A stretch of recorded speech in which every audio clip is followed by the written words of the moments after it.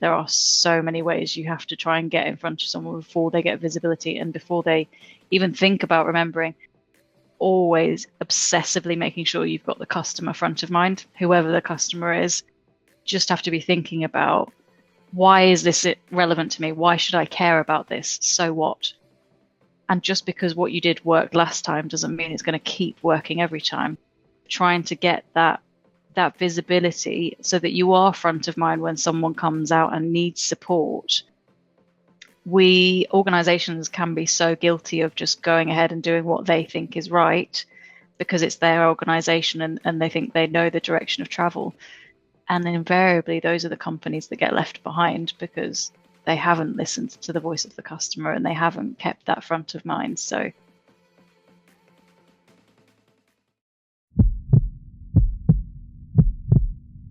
Hello, everybody. Welcome back to the Marketing for Learning podcast.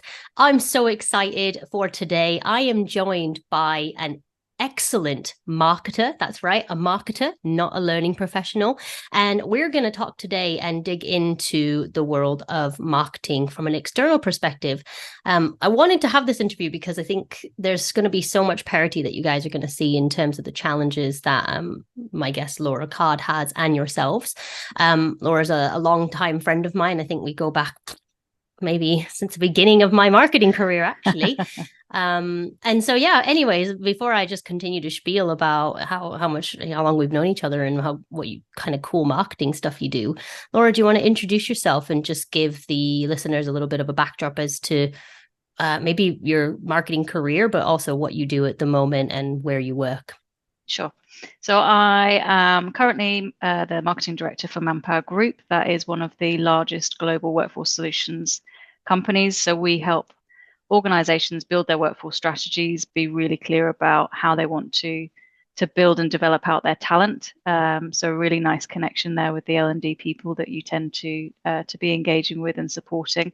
In terms of my illustrious past, I started with the Royal Hospital Chelsea. So for those of you who don't know, Chelsea pensioners, the guys that you see in the scarlet coats at various times of year, was a really lovely place to start my marketing career, and got a bit of direction. I was in a bit of a jack of all trades role there and got some direction from a lovely boss I had there called John Blake.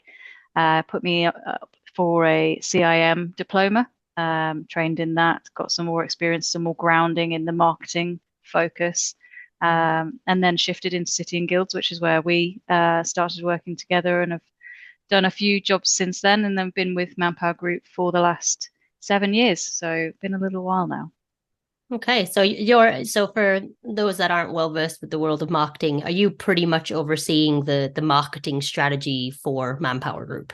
Yeah, so I work with my team to build out and implement the strategies across the brands. So we have 4 core brands in the UK. So it's a bit of a balancing act between what we do across the different areas, but we also have different audiences. So we're talking to clients in terms of what workforce strategies they need, but we're also talking to candidates in terms of what they want for their career, how they want to develop, what they are looking for going forward. And we do a little bit of development programs within that to try and upskill people and help them progress in their careers too. Sounds familiar. Complicated infrastructure, lots of different things working in silo, lots of different audience types, and understanding how to actually connect with those different audiences is probably the lifetime conundrum of a marketer, really, isn't it? Yeah, absolutely. So can you tell me, because we hop on about the likes of personas, audience segmentation, user decision making journeys, kind of the foundational marketing stuff like the AIDA model and stuff like that. Do you guys do audience segmentation? What sort of work have you done as a marketing function to identify your audiences, and why do you think that is really important? Yeah, so I'll split it out if that's all right. So we've got the B2B and the B2C, and they're sort of a different beast, as it were. B2B, we're really clear on. We generally know who we're talking to. It depends on the size of the workforce solution that we're talking about. If we're talking about a large scale RPO or an MSP, so a perm or a temporary outplacement program, basically, we would tend to be very clear. We're talking to HR, we're talking to talent, we're talking to maybe the CEO sort of audience. So we're really clear in that space. When it's the smaller scale, 2 to 5 people that they're looking for support with, we're probably talking to more of the hiring manager. And in that instance, we want to be, in both instances there, we want to be really sector aligned. So we're really clear about what the pain points are in those industries, how that would relate to this particular organization, and what that looks like for that particular persona. So HR, L&D as an example there. What is their pain point in particular in that sector, in that area, and also where they're based geographically. So a lot of the challenges with talent is around, if you're based in Skegness, you're going to probably have a harder time attracting talent than you are if you're based in London, and trying to support them with workforce strategies around that. And then when we come to candidates, it's different all the time. So it depends whether we're talking about attracting them for specific roles. So are we talking to them about a role that we've got with one of our clients? Or are we talking to them about broader content, broader issues that they want to know about to help them develop in their own career?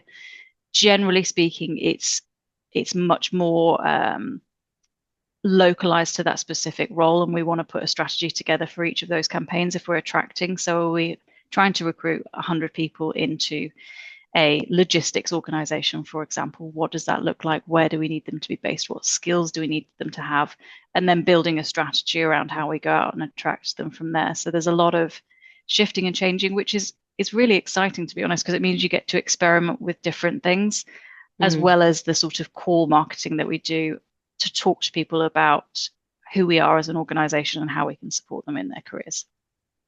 Perfect. So something you said there is something that I believe is the best way to market, which is drilling into pain points. Why do you focus on pain points when you're trying to connect with your audiences? It's a good question. I mean, I think that's what people engage with most. There's so much, and you'll notice, there's so much noise out there. You look at your inbox, you look at the advertising you see on a day-to-day basis, you look anywhere, and there's so much coming at people.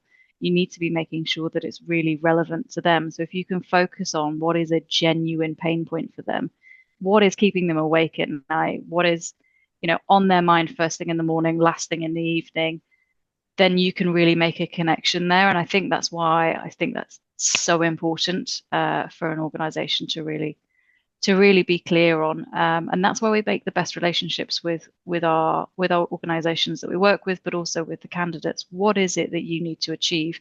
How can we make you look good, to be honest, in your organization as well? Because if it's a problem for you, it's probably a problem for your boss. And then build that relationship and that trust as a trusted partner on both sides with the clients and the candidates.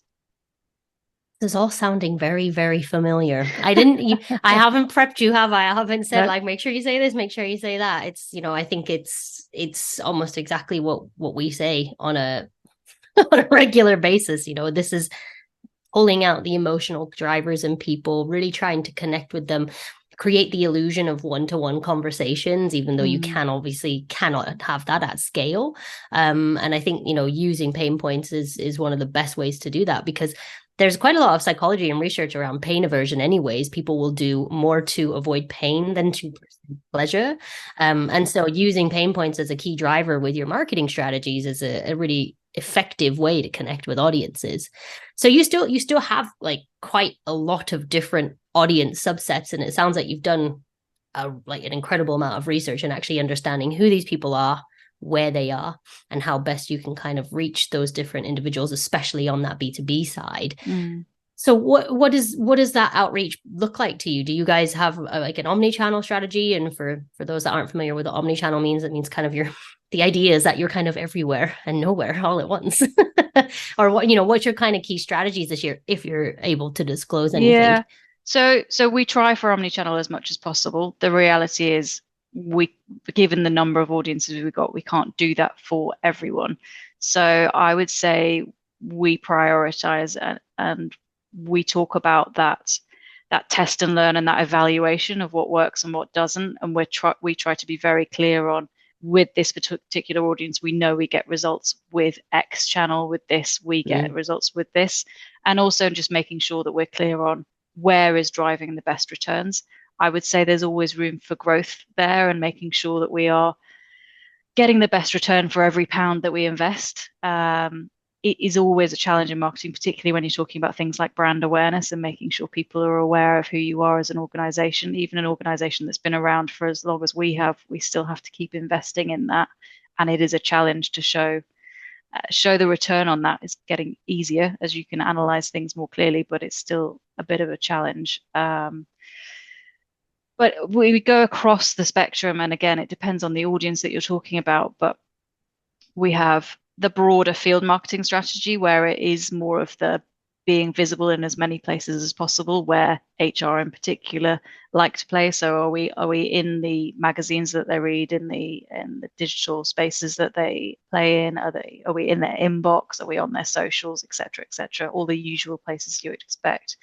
But then we go down to an account-based marketing perspective where you are talking more of that one-to-one, one-to-few relationship. And we're talking about making sure that we're bringing people along to events, that we're going along to the same places that they are, and really starting to develop that relationship and a deeper understanding of what that organization in particular needs and they're looking for. Yeah, and I think that sort of approach gives you that view of people depending on where they are, right? Like something you were saying there is almost you've got to go where the audience is, right? There's none of this, because what L&D do a lot is they build learning platforms, they build learning solutions, they launch them to the organization, and then expect people to just use it. Whereas, you and I know that we have to exert a huge amount of blood, sweat, and tears, many tears, in order to get traction with an audience. And something you mentioned there that I'd like to dig into a bit is that brand awareness piece, because you're a big brand, you've been around a long time. Why do you feel it's really important to still focus on raising and elevating the Manpower brand when you're quite well known? Yeah, so it's interesting you say that, because we are really well, particularly the Manpower brand. So Manpower is our oldest brand in the UK and globally. We've got Experis, which is more of an IT focus, Brook Street, and a few other brands in there. Manpower is really well known for anyone that you speak to who is 40 plus. It's less well known in the 18 to 24 demographic, where we need to be building out that understanding. And it's not resting on your laurels. It's not seeing it as a tick box. Hey, we did some brand awareness 3 years ago and we're good. We don't need to invest in that anymore. There are always new people who are looking to come into the world of work, or at least we hope they continue to come into the world of work, because otherwise a bit of a challenge for the economy, as we've seen with long-term sick and things like that recently. We need to be making sure we're making a really clear communication to them of what we can offer as a business. Recruiters can tend to have a bad reputation in terms of how they support, particularly the talent. And we just need to be making it really clear to them what we can offer and how we can help them with that. So that's where the brand awareness is really important from a candidate perspective. From a client perspective, the market in the UK is super fragmented. And I think from an L&D perspective, they will find that as well, in terms of the pulls on people's time in an organization is so unfocused because it's split across so many different areas. So trying to get that visibility so that you are front of mind when someone comes out and needs support, rather than just if you prompted someone, they would remember you. But having you really front of mind is what we're trying to get to here and what we're always striving towards. Yeah, absolutely. So that when they have a need, which, because if you're just trying to hit people when they have a need, you're going to have to just throw a lot of stuff at a wall. Yeah, absolutely. Then you're competing with their decision-making process and weighing up a lot of other people. But if you've been with them on that journey, you're visible, you're not pushy, you're building trust and proving value to them. Then when they are ready to make a transaction, whatever that looks like for you guys or for in-house L&D, you're the first thing they think of. And that's precisely what we suggest on strategy side. I mean, I believe whether it's still the rule of 7 or not is a different story in our incredibly busy world. But I believe in that very much, that people do need to consistently see concepts and ideas and visuals and, have some sort of emotive hook within all that in order for them to actually really understand and articulate that and kind of almost like distill it down for themselves in terms of what that means for them. Yeah. So you're kind of out there and you're giving it to them, but then they have to be willing to kind of take it and absorb it. And that doesn't just happen. And it's the so what point, right? So when the teams bring certain proposals to me, it's like, okay, this is great. But if I'm in the frame, the mindset of a client and they say, so what? You just have to be thinking about, why is this relevant to me? Why should I care about this? So what? And we need to make sure that we're always testing ourselves against that and thinking about how the client views it and the candidate. Yeah, absolutely. And, again, I think we can find ourselves, I find L&D busy themselves with efforts and communication efforts, particularly. I don't see a huge amount of strategic marketing going on, truthfully. It's a lot of comms. But they busy themselves with stuff that isn't really kind of having that level of professional curiosity around it. Like, why are we doing this? What's the purpose of this? In our masterclass, we say, don't write something if you can't answer why you're writing it. If you don't know what the purpose of it is, then don't send the email. Don't bother people, because if you don't know, they're certainly not going to get anything from it either. Which is really interesting. I'm certainly seeing, and this is obviously just with a lens on my organization, more sophistication there. And we partner quite closely with L&D now in our organization to help build out more of that strategic thinking. But they are coming to it and being really clear about what value can we add? Why would someone want to invest time in doing this training, this development? How can we support their career and add value to them and get them to see where the value is? Do you feel like that's evolving generally? I know you're asking the questions, but I'm just interested in your view on that. I think it is slowly, what Mass has been around for about 4 years, and I would like to think that we've had a role in educating the industry that marketing is something that needs to start happening, because we genuinely can't continue the way that we're going, which is, implement tech, it fails because nobody's using it, so we replace the old tech with new tech or throw another content library on it. And so now we've kind of got this challenge in the L&D industry where people have quite good platform solutions that are absolutely saturated with learning content, and so people are starting to turn to try and understand, okay, what do I actually do next? I can't just keep on adding more and more and more. So I think there's definitely, in my opinion, a bit of a repositioning and an introspection going on with L&D in terms of what do we do for the business? There's a big lens on the EVP and the employer value proposition, and how do we actually add value to the wider organization, and what does that look like, and how do we prove that?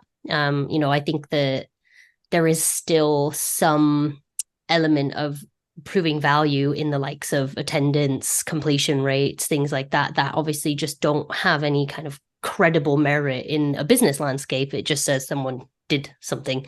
So I think we're kind of going through this shift, but in my, I've been in this industry nigh on a decade, and nothing moves particularly quickly. But I do think there is becoming a wider appetite to evolve our skill set and understand that actually, if we want to stay relevant to an organization and not, get homogenized with talent, HR, and become, more of a broad people function or something, or, just become a compliance powerhouse that's operational, really, then I think we need to start thinking about where things are going to go and what L&D needs to do in order to actually accommodate the business and be where it needs to be, and have learning solutions that are going to do that. And I think a lot of that will continue to be driven by the candidate. Obviously, the market, the UK markets, the balance of power has shifted a little at the moment, but I would still say the ball is very much in the candidate's court. And what we're seeing from the research that we do with candidates on a semi-regular basis is they absolutely want that development. If they're going to come and work, you talked about EVP, if they're going to come and work for your organization, they want to know how you are going to develop them as an individual. And they want the proof points of that. They want to hear it authentically from other individuals in the organization who have lived and breathed that and seen it go through. So the importance of L&D, you can't understate it, but we have to be really clear on that value and communicate it out both internally and externally to add value to the organization and make that organization seem like a really positive place to come and work. Yeah, totally agree. And I think it's up to L&D to own that narrative, because something I've repeatedly said is, whether you think you have a brand or not, you do. People already have a preconceived notion of what you are, what value you add or not, as the case may be. Yeah. If their only experience is like mandatory training, they're not going to have a particular, and it's crappy mandatory training, they're not going to have a great perspective and view of what L&D can bring to the table for them. Equally, if we're not very good at cutting through that noise in the organization, articulating that value becomes incredibly problematic, because even if you have a really, really awesome learning offering and really robust learning experiences, it all falls down if no one knows it exists. So, but there is this just thought that, oh, well, I'll send an email and everyone will know. And I mean, do you know roughly what your average open rate is for, like, say, your B2B emails? It depends on the brands. So I wouldn't want to give an overall, but I wouldn't expect that to get a decent cut through. That's just one of many ways that we get some information out to our audiences. You mentioned the power of 7. There are so many ways you have to try and get in front of someone before they get visibility and before they even think about remembering, let alone if this is a cold outreach, they don't know who you are and you're putting your brand out there, and of course they're not going to prioritize that. How many emails do we think they have in their inbox? That's going to go in the bin straight away because they need to clear out to make room for things that they know are important. And it's the same with internal emails. So we manage the internal comms with working with L&D. Whilst our open rates are better because it's obviously a warm audience, it's still not reaching everyone. And there's still people who will say, oh, I didn't know about that. Well, we've communicated it, but we clearly haven't hit the right channels. So how do we adapt that? How do we reach the different individuals, the different generations we have in the workforce in a different way? Because that's the other thing. You're talking about the most number of generations in a workforce that we've ever had, and that's only going to increase. So how do we pitch what we're doing to those different segments? And I think the generation piece is quite interesting. In my head, I kind of thought of it in a different sort of view, which is, maybe L&D has it kind of a different way, where most organizations have quite okay onboarding programs. Yeah. So they get quite a lot of spoon feeding and hand holding when they join the business. But then as their tenure increases, as they become more mature, they become less engaged. And I just saw some incredible data recently that kind of showed almost this exact correlation in an organization, where a big, large organization had done some wonderful research, where the longer their employees stayed, the less they knew about L&D and the less engaged they were. And so, as I think that it's almost like internally, it doesn't, it's not necessarily a generational thing, but that duration of time, that tenure could definitely impact brand perceptions for sure. And, also define really how you might position yourselves and how you might talk to people differently. And it doesn't get any less important, does it? No, this is why always even if you've been there, I've been in my organization 7 years, I'm still taking advantage of any training that I can get my hands on to make sure that I'm progressing and not standing still. But you're right, it's easier to access when you start in an organization. Yeah, exactly. And I think it's very present at that time because you want to impress. So you're motivated and engaged with learning because you want to do well in your job. But I think when we get, and I appreciate we're kind of bleeding into learning strategy here, but most people say to me that when we do discovery and stuff, they want stuff that's relevant to their jobs. Not necessarily I'm doing this job, I don't need to know how to do my job, I'm already doing my job, I'm quite competent at doing my job. But what if I want to go to the next level? What does that entail? What if I want to become a people manager? What does that entail? And there's not always that level of directive even in the product. So then selling the product becomes, again, difficult because, you send people to a place where it's a self-service solution. Go, here's the world's your oyster. Go learn whatever you want. There's 3,000 courses to choose from. Maybe more, right? Yeah. And that, I think, I'm trying to kind of distill down how best to articulate what I'm trying to say. But essentially, offering people the world is a really difficult marketing message, isn't it? Because you can't go to market and say, we have everything, you just get to pick. Netflix advertises specific titles that they have for a reason, right? So, I guess one of the things I wanted to ask you was, obviously you've been a marketer for a while. You've had multiple roles, as you said, you lead a large team at the moment, multiple brands. I'm curious what sort of tactics you found the most effective, or if there's anything that's kind of, I guess, become universally true as a marketer from your experience, at least, or things that just always seem to be applicable no matter where you've been. Yeah. So I talked earlier about the so what test. Absolutely applicable to anything, probably applicable to most roles, to be honest, and certainly applicable to L&D, making sure you are really clear. And then related to that is always obsessively making sure you've got the customer front of mind, whoever the customer is, and just thinking of it through their lens. So it might look shiny and new and funky to us, but is it right for the customer? Is it going to deliver what the customer needs? So testing with the customers, bringing them in and doing a bit of a workshop with them on what the solutions look like, obviously depending on what the industry is and whether that's appropriate, I think is critical. I think organizations can be so guilty of just going ahead and doing what they think is right because it's their organization and they think they know the direction of travel. And invariably, those are the companies that get left behind because they haven't listened to the voice of the customer and they haven't kept that front of mind. So that would be what I would say is consistent across the different sectors I've worked in, and regardless of what it is you're talking to customers about, what you're trying to sell to them, is make sure you are thinking about them first. And it's the same with any of the companies that I engage with as an individual. They know what I want to hear. They've hit the nail on the head with whether that's advertising, and they've brought me into the circle of individuals who are really engaged with them as a brand, and they are thinking about what I need. Equally, when they stop doing that is when I probably start to disengage. Sure.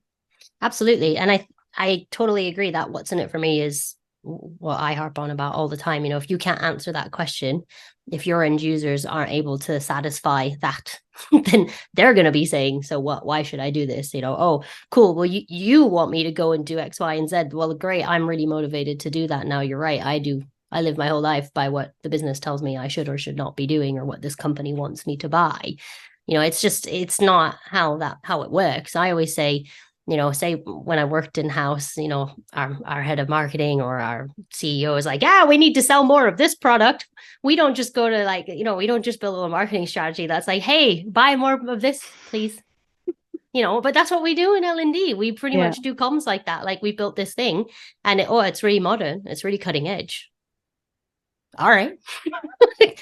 Good. And I think like that threshold of expectation in the audience is already there. Like, that's not news. It should be cutting edge. It should be modern. The UI should be sleek. It should be requiring zero cognitive load for me to navigate and use.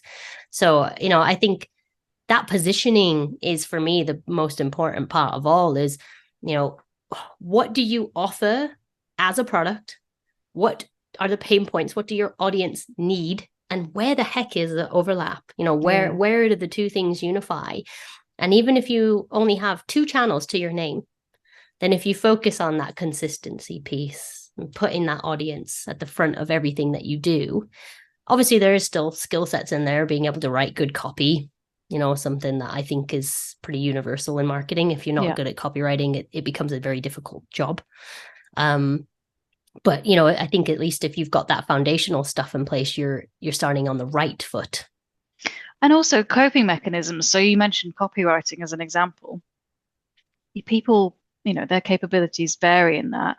But if we can teach them how to work around it, point them in the direction of the training, and it might be a controversial subject, but ChatGPT is an example, something that can help you create a foundation of something. Maybe you do the bullet points, it turns it into something slightly more complex, and then you refine it.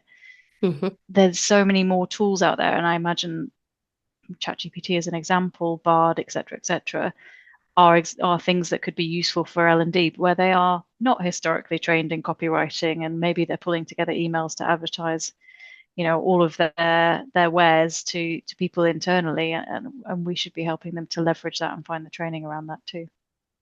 Yeah, I totally agree. I think it can be a very useful tool if it's used exactly how you describe it.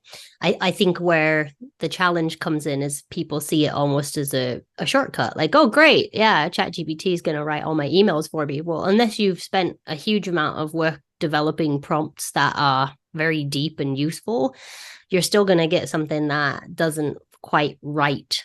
It doesn't sound right. So I was on a very popular secondhand marketplace that I will not name the other day, and you can. We're not on the BBC. It's fine.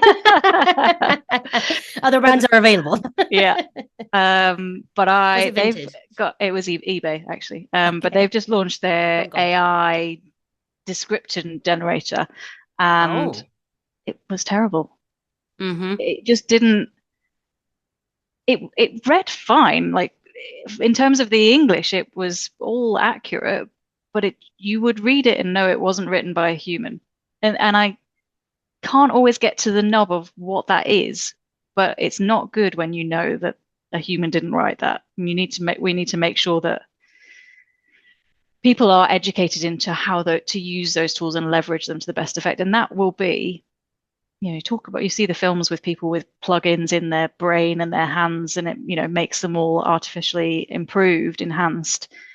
It will be the gap between those who are at the top of their game and people who are not. The people who can leverage this technology and this AI and all of those sorts of things will be a huge differentiator in talent.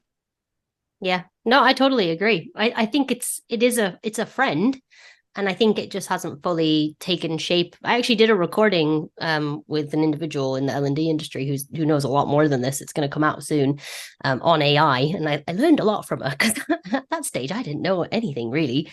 I've tinkered with it at best, but I do think it's understanding the role that it plays, and what we're finding is say in L&D, we're finding again these quick kill solutions to content creation. So like I just saw today, Articulate Storyline has released some sort of AI thing.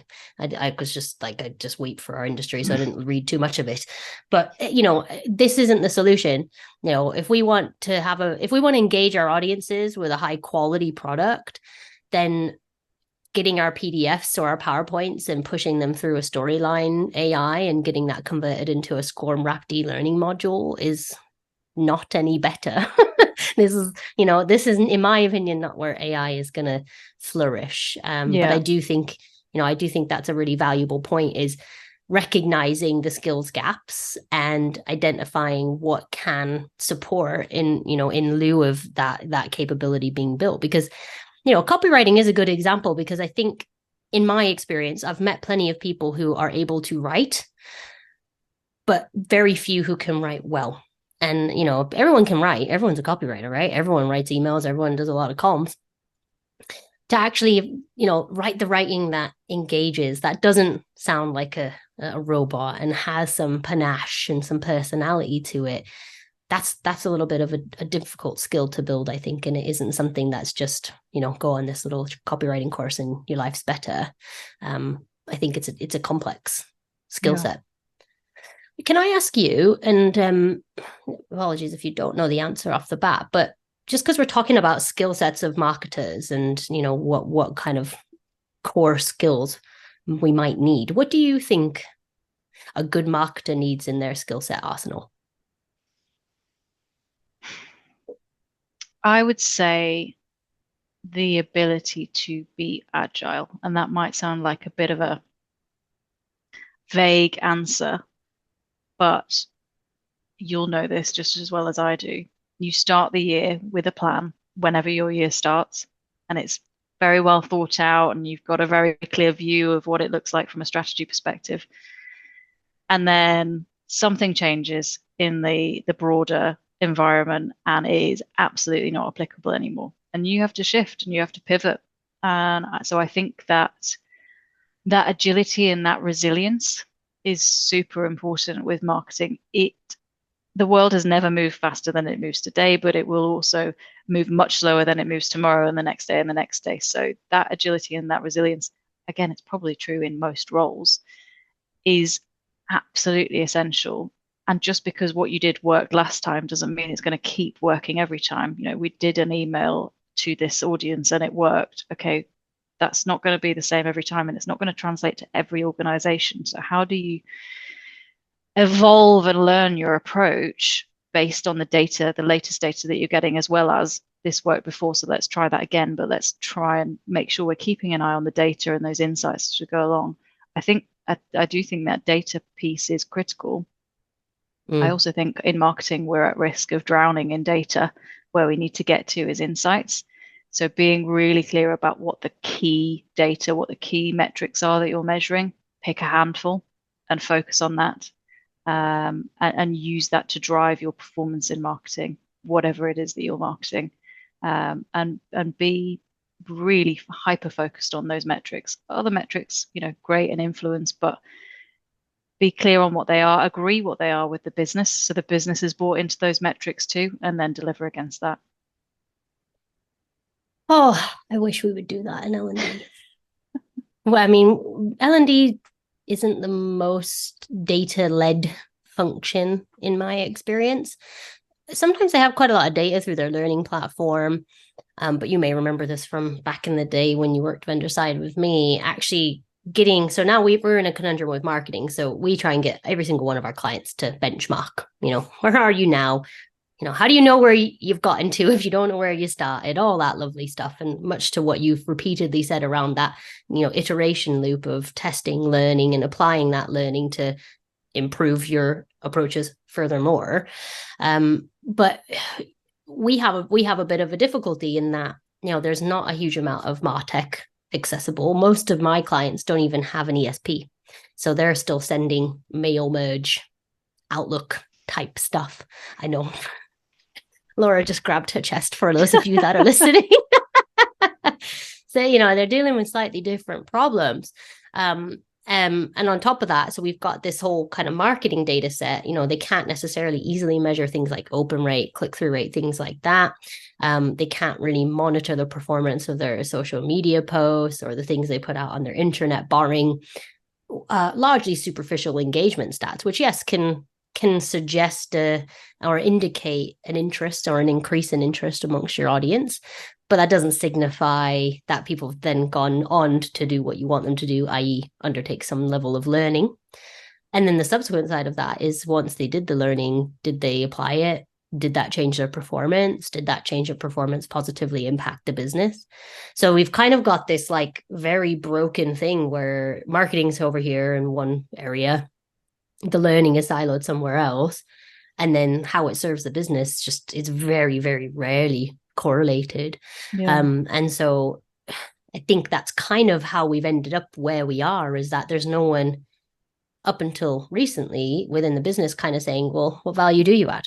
Because no one's asking that question. So we just haven't been challenged to prove our worth and prove our value. But I think with the EVP and things like that, it is starting to shift a little bit more, and there is a bit more pressure to perform beyond but also the bums from a on budget seats. perspective, and again, same, connected to what we see in marketing. If you prove your value, you can ask for more budget. It's the same in marketing. If I'm just throwing money at things and not driving any value, of course I'm not going to get a bigger budget. It's just maths. But it's the same for L&D. If they're investing in programs and they can't show the returns, there's going to be limited desire, particularly in an environment like we're in at the moment, to invest more in that. Whereas if they can show the value, they can show that what they're bringing back to the organization, their retention rates are higher, their productivity rates are higher, whatever it is that you're measuring, then it's a no-brainer to invest in it. Yeah, I totally agree. And I think I think you said earlier, marketing internally, not just to your learners, but actually to key stakeholders, right? A big part of what we don't do is we don't even try to articulate our value to stakeholders at all. So, that whole get the seat at the table story. But, it is true. We're not very good at marketing ourselves in general. And I think, it's just a difficult thing. I think even just saying to you there, like, we just have Outlook and people can't make, they're mail merging and stuff.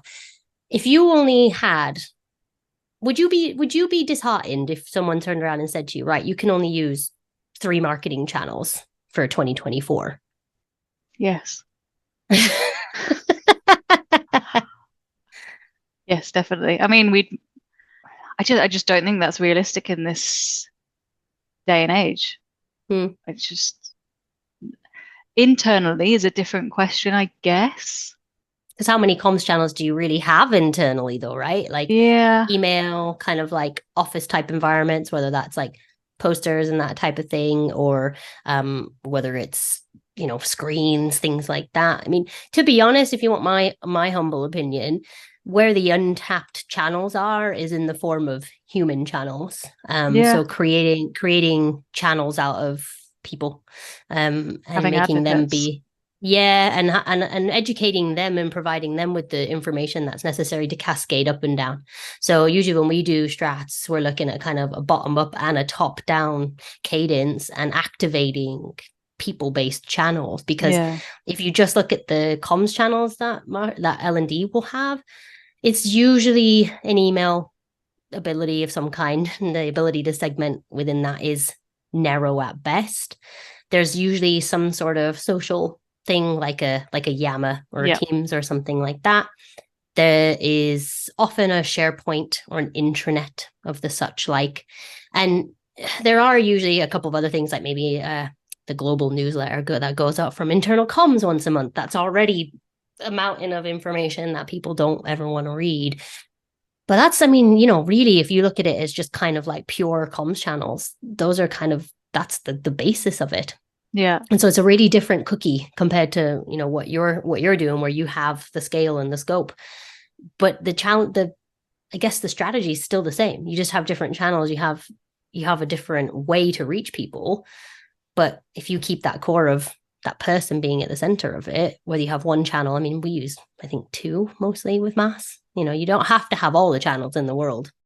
Yeah. And if you think about the power of that, when you get it right, and it's hard to get right, but activating that advocacy piece, people want to buy from people. They don't want to Mm. buy from an email. And obviously, buying is an interesting phrase for it when you're talking about L&D. But I don't think so. I think it's still a transaction of their yeah, time, isn't yeah, it? that's fair. That's fair. But they ultimately, if they hear from a colleague, a manager, or whatever it is, who they rate, that who they are inspired by, they're more likely to want to go ahead and do it, and they're more likely to complete it. Mm. Well, something you said earlier is, someone wants to, with the EVP, like they want to hear from the horse's mouth what other Mm, people have gotten value yeah, wise from this. And they want authenticity. absolutely social proof, right? Mm, And it's something that, again, we don't do enough of in our industry. And it's doing us a disservice because, it is a totally different story than someone from L&D going, we've got a new leadership program, go and do it. Then me turning around to my mate and going, oh, I don't know about that. Like, it's probably going to be a waste of time. Oh, no, I went on it last year. It was actually really good. yeah, Totally different just from that one conversation. If it's someone I trust and someone I respect the opinion of, maybe someone more senior than me, whatever, I will go take a look at it. Then if yeah, you've got a nice journey after that, then, good, golden, great. But I think that's why you can't just rely on just kind of your more traditional marketing channels in that kind of internal scope, because it's such a narrow space that's yeah. very, very saturated anyway. So people is the best way to spread the word, as it were. Definitely. So we are just getting really close to time. So there was one final question that I wanted to ask you just to close off. For those of us that are starting out in marketing, which is pretty much the bulk or the majority of our listenership, or our learning folk who have their learning hat on, great at learning strategy, really, got their shit down on that side, but they're really new to marketing, sorry. And so what would be your biggest tip as an experienced marketer who has multiple feathers in her cap? What would be your best tip for those starting out? So I'll give a really specific one, and then I'll give a broader one, and I'll flip the order around and start with the broader one. I would say making sure you have an open mind to opportunities when you're starting out in your career, and throughout is critical. I think some of the best opportunities I've got in my career are just from saying yes to things, even if I didn't quite know how it was going to work out or how I was going to deliver on it, just saying yes and getting involved, not to the point that you're drowning yourself in too many things to do, but just getting stuck in and getting involved is really valuable, I think. And I think people are often, particularly women, afraid to say yes of getting stuck into things and putting their hand up. because they're afraid of not succeeding in it. And I think people need to do more of that. The specific tip I would give, if you are wanting to know more about marketing, there are so many blogs out there, but I would say an organization that I would trust and direct people towards would be HubSpot. I think they've got a lot of great free content that people can look at and learn more about in terms of everything from segmentation to different channel approaches, all of that sort of thing. They've got various courses that you can complete. I would start there. I'm sure there are other really good courses, but I rate them. I trust them in terms of the content they're putting out there, and they are very good at what they do. Where I started, when I started at Kineo, I was a little marketing coordinator, green behind the ears, knew nothing about marketing, but was very eager. And we got HubSpot, and I just did all the academy stuff and just devoured as much information as I could. So, I think it doesn't even require a stretch of the imagination to engage with that content and see how it applies to an internal audience. I've said many times, you could go and read a marketing blog and change the word customer to learner, and it would still make sense, and it would still 95% apply. So I think those are some fantastic tips, and I will put a link to the HubSpot resources area in the show notes as well. Laura, this has been a fantastic conversation, not only just to reconnect with you and say hey, but I think it's astonishing how similar some of your pain points are, but also how much you've echoed a lot of what we say in this podcast already around, that what's in it for me. So what is this, I've honestly not paid to say this.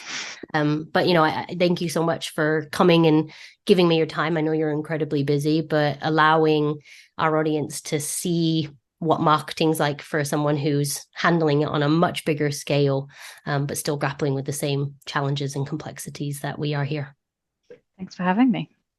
Awesome. Thank you. See you later. Have a great day. Bye. Bye.